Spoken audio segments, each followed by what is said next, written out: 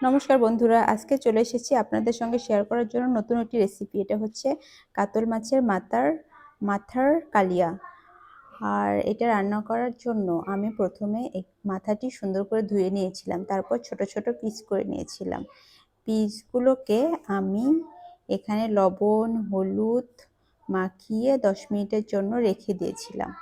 তারপর কড়াইতে তেল গরম দিয়ে এই যে মাথাগুলো ভেজে নিয়েছি। মাথাগুলো একটু শক্ত আর কি কড়কড়া করে ভেজে নিয়েছিলাম। তারপরে সেই মাথা ভাজার তেলে আমি এখানে 2টা তেজপাতা, শুকনো লঙ্কা, জিরে, এলাচ, সাদা এলাচ, দারচিনি ফোড়ন দিয়ে দিয়েছিলাম। তারপরে আমি এখানে আগে থেকেই মশলার পেস্টটা তৈরি করে রেখেছিলাম, এখানে মশলার পেস্টটি দিয়ে দিলাম। তারপরে হাফ চা চামচ রসুন বাটা দিয়ে মশলাটি সুন্দর করে কষিয়ে নিয়েছিলাম।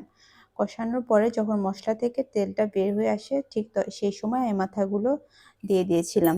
দেওয়ার পরে সুন্দর করে নাড়াচাড়া করে তারপরে সামান্য জল অ্যাড করেছি। তারপরে জল অ্যাড করার পরে কিছুটা সময় কষিয়ে নিয়েছি।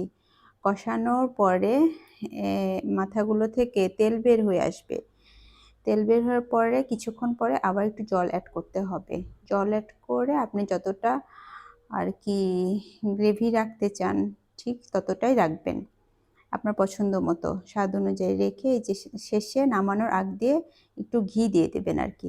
ঘি, গরম মশলা গুঁড়ো দিয়ে দিবেন, তাহলে টেস্টটা অনেক বেড়ে যাবে। তো টাটা, বাই বন্ধুরা, দেখা হবে নেক্সট ব্লগে।